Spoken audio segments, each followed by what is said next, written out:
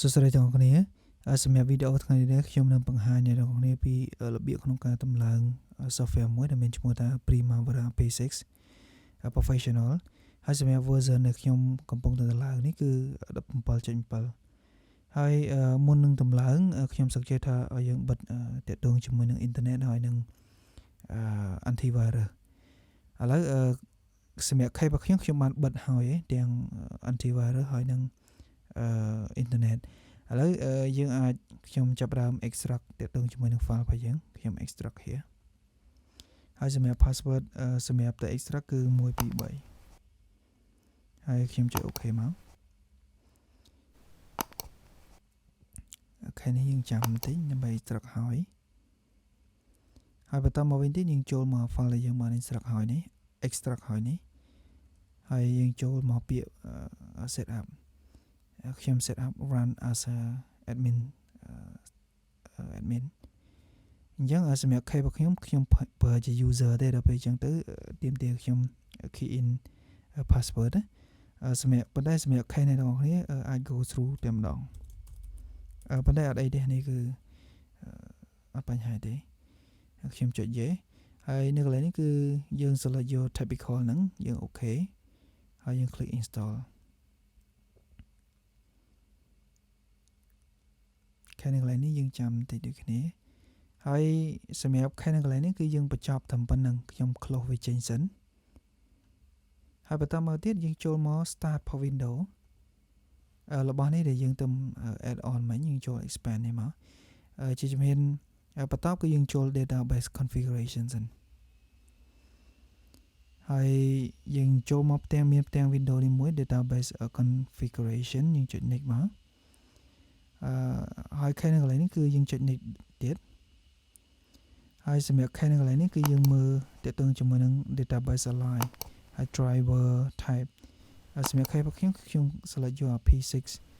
Pro standalone ហ្នឹងគឺតាម default ខ្ញុំដាក់ចុច next ទៀតសម្រាប់ខាងនៅកន្លែងនេះខ្ញុំអត់ select យក add connection to an existing standalone database ទេខ្ញុំ add a new standalone database and connection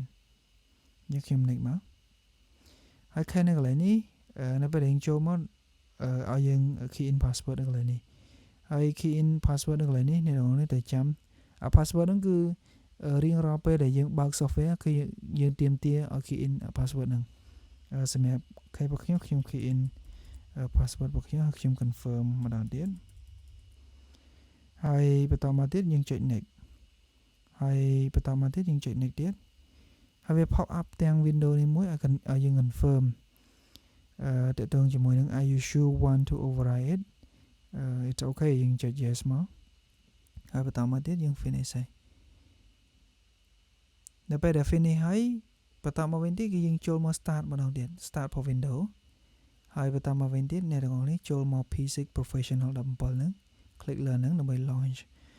software ហ្នឹងអញ្ចឹងដូចខ្ញុំបានបញ្ជាក់មិញហ្នឹងគឺតកតងជាមួយនឹង software របស់យើងគឺយើង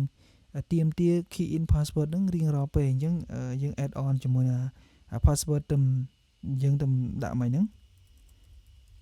ហើយយើងចុច OK ដើម្បី launch software របស់យើងសម្រាប់ដំបូងវាយូរបន្តិចទាមទារពេលយូរបន្តិចសម្រាប់ launch លើដំបូង